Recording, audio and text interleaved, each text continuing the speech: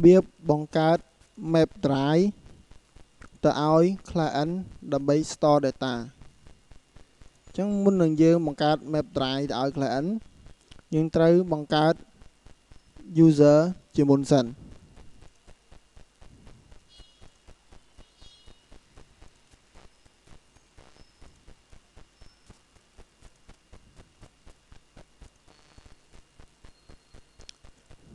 នេះគឺជាផ្ទាំងរបស់ Activity User and Computer អញ្ចឹងឧទាហរណ៍ខ្ញុំសូមចាប់ផ្ដើមបង្កើត user មួយទៀតមកថា Mr. Long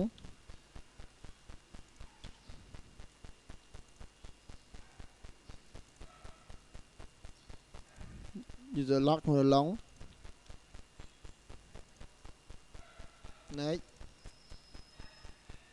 password 1 2 3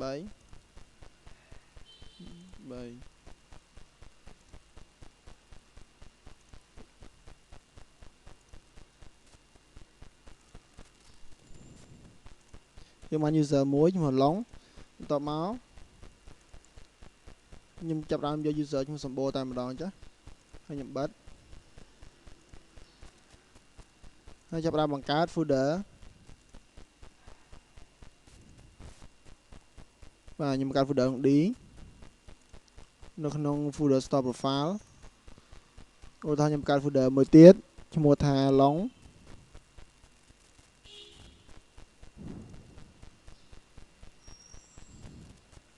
បន្តមកទៀតខ្ញុំ share folder នេះឲ្យ user Long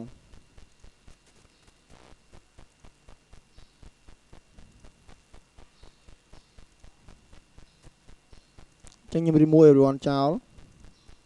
ខ្ញុំ add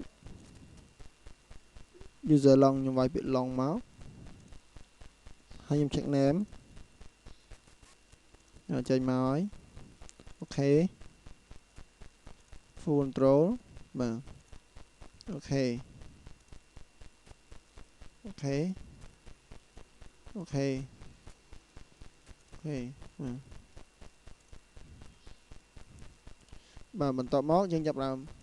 ទៅធ្វើនៅលើ client អញ្ចឹងរាល់ការដែលយើងបង្កើត user នៅលើ server និង folder share នេះក៏នៅលើ Windows 2003 server ដែរបន្ទាប់មកយើងចាប់ផ្ដើមទៅធ្វើនៅលើ machine client វិញនេះគឺជា Windows XP client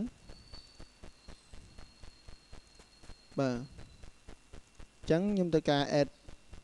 ស្វីមួយ add web drive ពី server មកហើយខ្ញុំបើក Explorer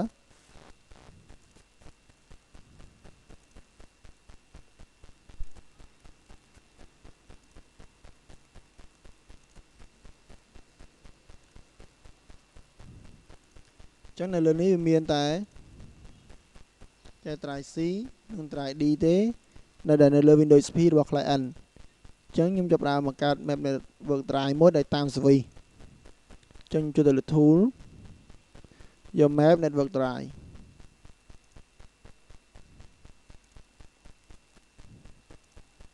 បន្ទាប់មកនេះខ្ញុំចូលឈ្មោះ drive ដែលខ្ញុំបានចង់បង្កើតជា map អញ្ចឹង drive វាមានចេញពីមាន Z មាន Y មានអីចឹងមកអញ្ចឹងឧទាហរណ៍ខ្ញុំចូលយក drive M1 ចឹងមកបន្ទាប់មកកន្លែងនេះគឺយើង browse ទៅកាន់ server ឬក៏យើងវាយ path យកតែម្ដងក៏បានមិនថាយើងស្គាល់ឈ្មោះ machine server ហើយនឹងឈ្មោះ folder យើងចង់ share មក folder long ចឹងទៅប៉ុន្តែកន្លែងនេះខ្ញុំអត់ដឹងថា server machine server ឈ្មោះអីទេអញ្ចឹងខ្ញុំលុបចោលគឺខ្ញុំ browse វាយកតែម្ដងងាយស្រួលជាងបាទអញ្ចឹងចូលតាម path របស់វាមកខ្ញុំឈ្មោះ machine server គឺ PDC បាទសូមចាំបន្តិចចេញម្ដងទៀត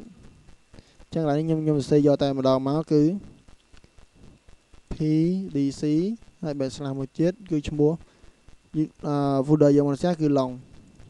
បាទអញ្ចឹងខ្ញុំចាប់ដើម finish អញ្ចឹងនេះវាឲ្យយើង log ចូល admin អញ្ចឹងខ្ញុំវាយពាក្យថា administrator ហើយដាក់ password របស់ administrator គឺជា user របស់ server ហើយនេះគឺជា password របស់ server អូខេឬកន្លែងនេះយើងដាក់ឈ្មោះ user យើងក៏បានដែរបាទយើងដាក់ user long log ចូល user long ហើយ password នេះ user យើងបាន share ឲ្យទៅ